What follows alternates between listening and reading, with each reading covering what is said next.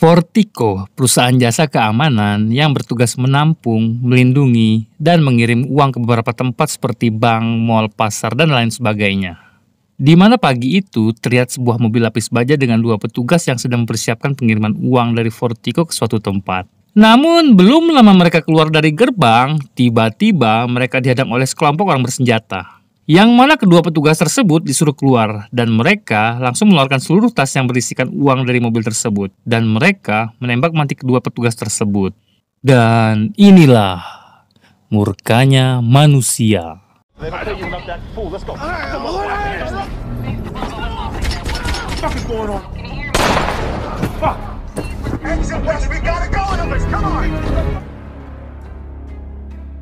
Kisah akan berfokus dengan seorang pria bernama Patrick Hill atau biasa dipanggil Edge. Di mana di situ Edge berniat melamar pekerjaan di Fortico karena mereka kehilangan 2 petugas yang ditembak di awal scene tadi.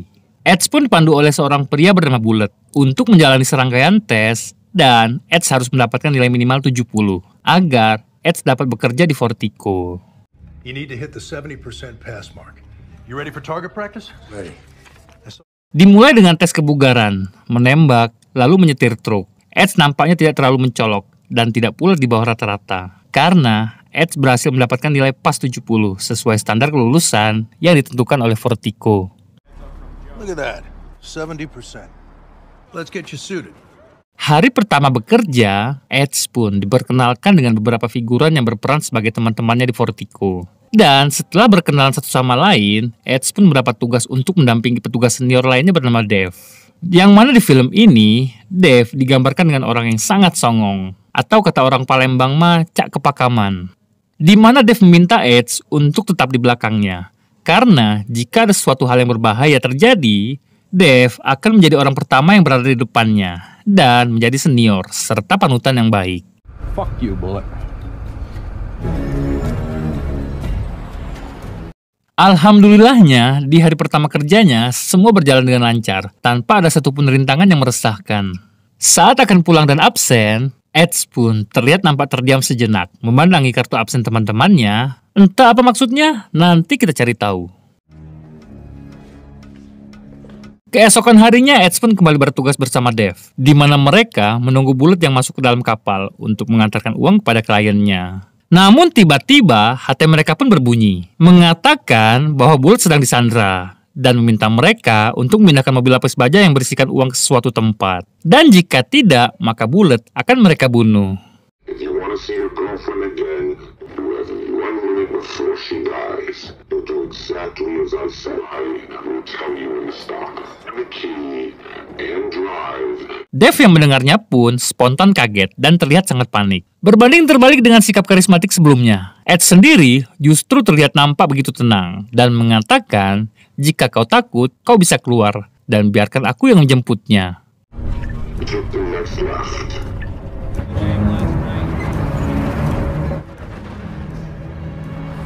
Sesampainya di lokasi tujuan, si penjahat pun meminta salah satu dari mereka untuk melemparkan tas berisi uang ke mobil mereka. Yang mana Edge menawarkan diri untuk melakukan hal itu dan meminta Dave untuk diam dan menyerahkan semua kepadanya. Edge pun dengan sengaja melemparkan salah satu tasnya keluar mobil. Dan saat salah satu dari si penjahat keluar mobil untuk mengambil tasnya, Edge pun langsung... Sorry, pal.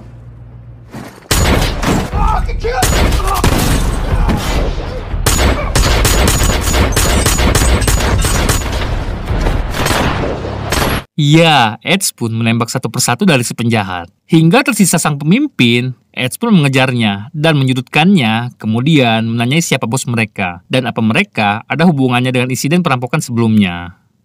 Namun nampaknya mereka sama sekali tidak ada hubungannya dengan insiden waktu itu. Keesokan harinya, Edge pun diminta untuk menghadap atasannya, untuk diinterogasi mengenai insiden kemarin. Yang mana di situ ada juga 2 agen FBI. Edge pun ditunjukkan sebuah rekaman insiden perampokan yang di awal film dan bertanya, apakah Edge menembak salah satu dari mereka kemarin. Edge pun sejenak terdiam dan faktanya korban saat itu bukanlah 2 orang, melainkan 3 orang, yakni 2 orang petugas Fortico dan 1 orang warga sipil yang tak sengaja ada di sana. Entah apa yang ada di dalam pikirannya, namun Edge nampak merenung melihat rekaman tersebut. Lantas, siapakah warga sipil tersebut? Entahlah, nanti kita cari tahu. Any connection, Mr. Hill? Kedua agen FBI itu pun langsung menghubungi atasannya, mengatakan bahwa Edge adalah orang yang sudah mereka cari selama 25 tahun ini. Namun si atasannya justru meminta mereka untuk membiarkan Edge menjalankan pekerjaannya di Vertigo. Sampai sini dapat disimpulkan bahwa Edge bukanlah siapa-siapa, tetapi Edge bukanlah orang sembarangan. Loud and clear. Sejak insiden itu, Edge pun mendapat banyak pujian dari teman-temannya di kantor, yang padahal mereka sebelumnya meremehkan kinerja Edge. Saat bertugas, Edge pun kali ini terlihat didampingi oleh Bullet. Namun tak diduga, mobil mereka kembali dihadang oleh perampok yang menembaki mobil mereka menggunakan paintball dan meminta seluruh uangnya untuk diserahkan ke mereka. Sama seperti sebelumnya, Edge pun tetap tenang dan mengikuti apa yang diminta oleh perampok. Tetapi saat Edge keluar berniat memberikan uangnya, lagi-lagi Edge membuat sebuah kejutan, yang mana seluruh penjahat pun terlihat nampak ketakutan dan berlari begitu saja saat menyadari bahwa salah satu dari petugas yang mereka rampok adalah Edge.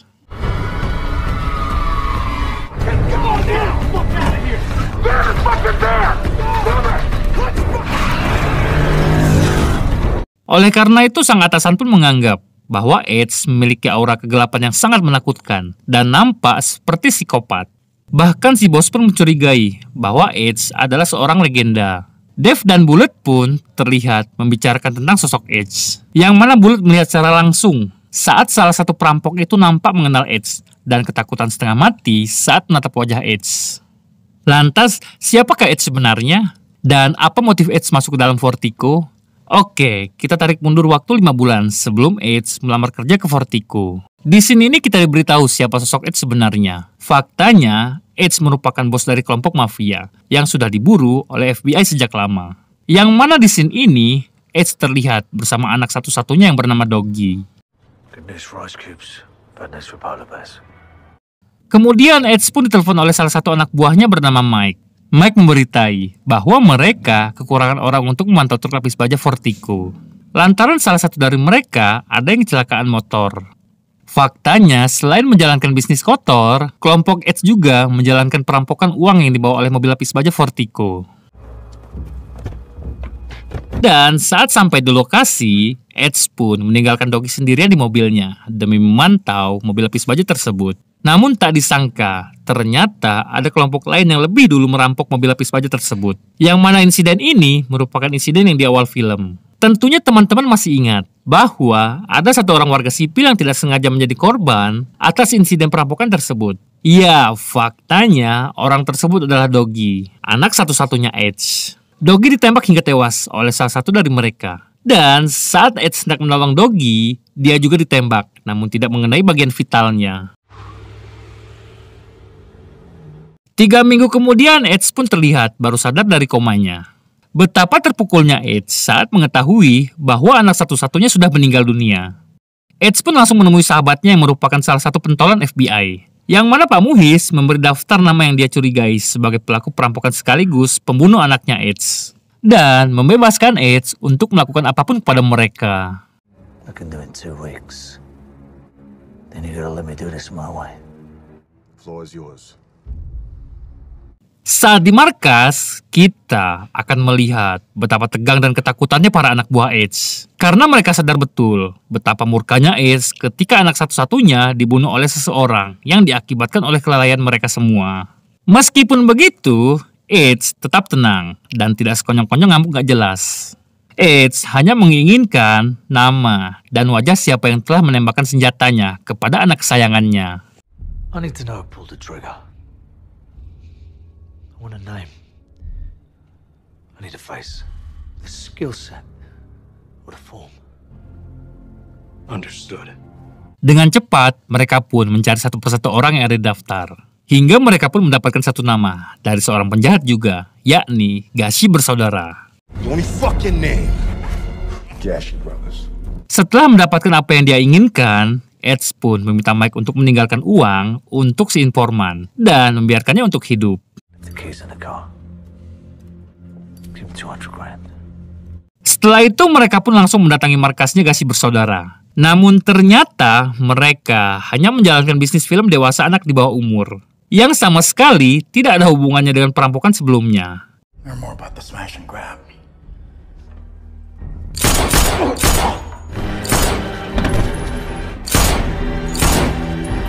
Iya, Edge pun dengan tenang menembaki seluruh antek-anteknya Gacy bersaudara. Dan sebelum pergi, Edge meminta anak buahnya untuk memberikan uang kepada anak-anak di sana dan membiarkan mereka pergi. Mike sendiri sebenarnya mengkhawatirkan keadaannya Edge, yang mana ia takut tindakan mereka justru membuat mereka jadi incaran para mafia yang dirugikan oleh aksi mereka. Mike justru mencurigai bahwa perampokan tersebut ulah dari orang dalam atau karyawan Vertigo itu sendiri. It's gotta be an inside job. A different approach. I shouldn't have got you involved. Dengan semua koneksi yang ia miliki, Edge membuat identitas baru untuk mencoba pendekatan yang lainnya, yakni menyamar sebagai karyawan di Vertigo dan memulai pencariannya tanpa melibatkan siapapun. Deliveries across LA.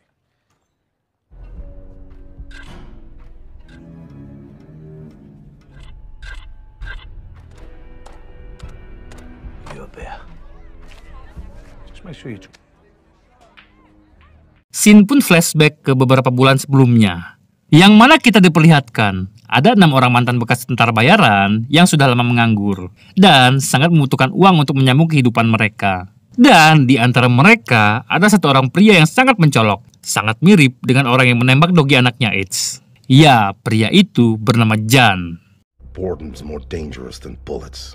Mengawali aksinya, mereka pun merampok sebuah rumah dan menghasilkan segepok uang. Namun setelah dibagi-bagi, mereka pun merasa bahwa uang itu sangat tidak cukup untuk menghidupi mereka masing-masing. Kemudian sang ketua pun berinisiatif untuk melakukan aksi yang lebih menghasilkan uang besar, yakni merampok uang yang dibawa oleh mobil lapis baja. Cash trucks. We got a guy on the inside.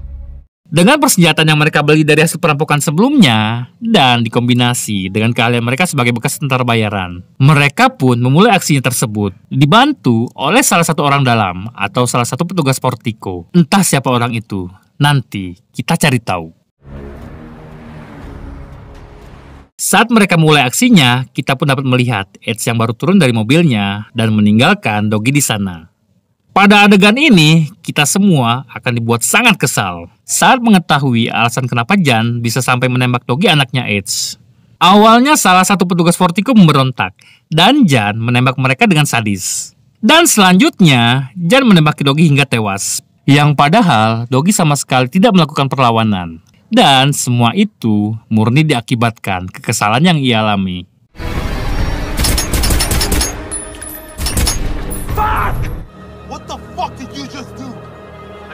Adegan pun kembali ke masa sekarang, di mana di situ diperlihatkan para perampok tadi yang kehidupannya sudah makmur berkat uang yang mereka rampok.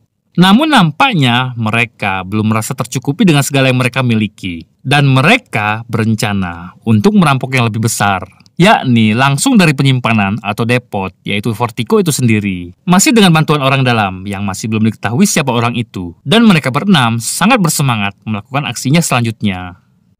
The depot. How much? Black Friday. North of 150 million.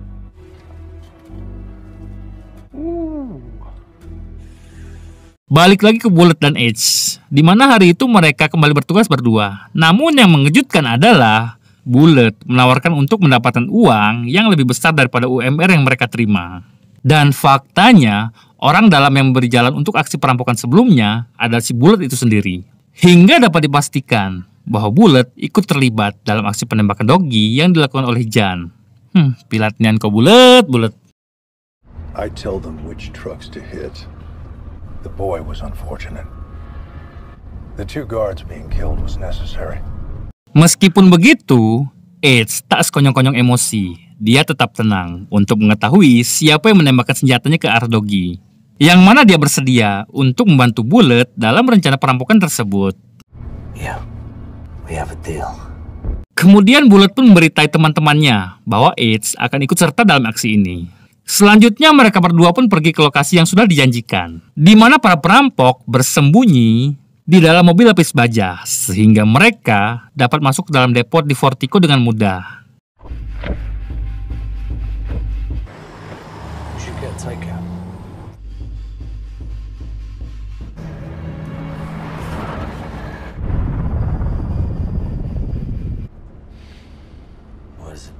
Saat sampai di Vertigo, mereka pun langsung menjalankan aksinya, di mana Edge dan Bullet ditugaskan untuk menjadi sandera agar memudahkan aksi mereka kali ini.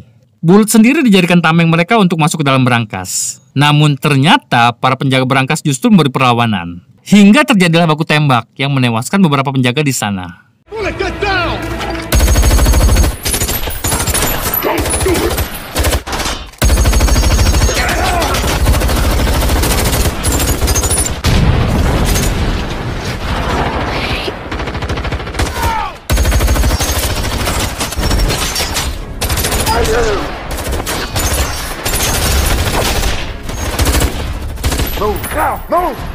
Saat di dalam berangkas, mereka pun langsung memindahkan seluruh uang yang ada di sana. Hingga saat mereka memasukkan uang-uang itu ke dalam mobil, Edge langsung melumpuhkan satu penjahat yang menjaganya. Dan langsung buka topengnya untuk memastikan pria yang memiliki bekas luka di wajahnya, alias Jan.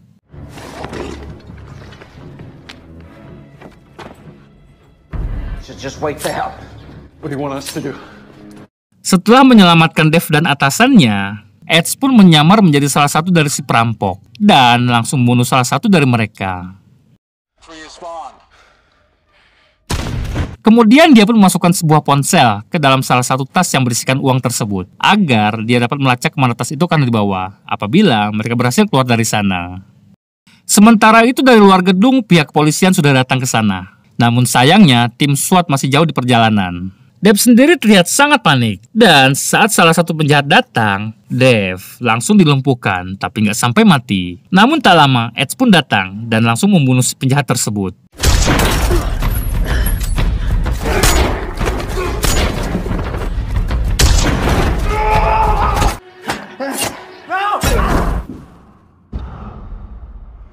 Bullet sendiri melakukan hal yang paling hina, yakni ia menembak kedua temannya menggunakan pistol yang ia minta dari mereka. Menyisakan si ketua, Jan, Bullet, dan satu teman mereka yang terluka. Namun saat mereka hendak memasuki mobil, Edge pun menembaki mereka secara membabi buta dan menewaskan salah satu dari mereka. Tapi tiba-tiba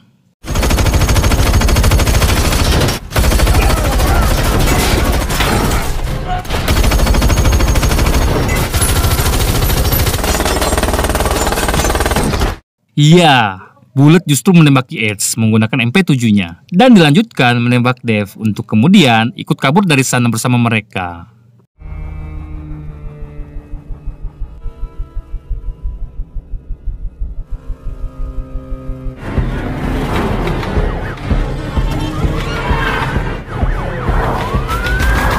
Selanjutnya mereka pun memasuki sebuah gedung untuk memindahkan seluruh uang-uangnya.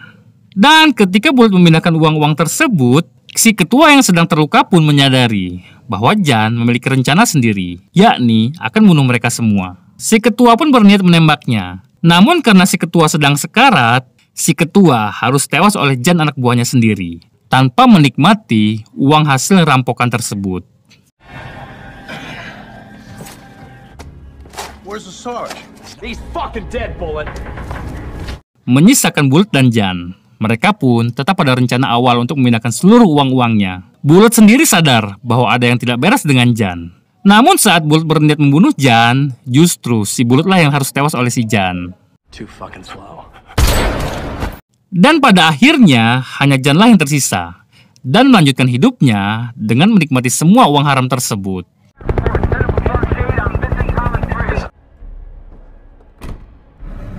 Suatu malam saat Jan di apartemennya, dia dikejutkan dengan sebuah dering ponsel dari dalam salah satu tas yang berisikan uang. Yang mana ponsel tersebut merupakan ponsel yang ditinggalkan oleh Edge sebelumnya. Selanjutnya, kita semua dibuat sangat terkejut tatkala Edge terlihat sedang duduk di sana dalam keadaan sehat walafiat.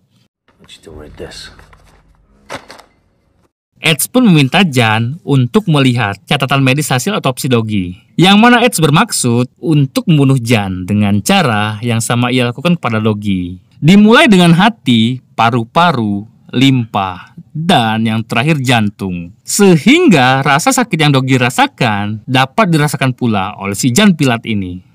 I want your liver. Spine. The lungs. His name was Dougie. By the way, Setelah semuanya selesai dan dendam Edge terbalaskan, sang pemimpin FBI pun datang mengambil alih TKP ini dan Edge menyerahkan seluruh uang hasil rampokan tersebut kepada si pemimpin. Dan film pun selesai.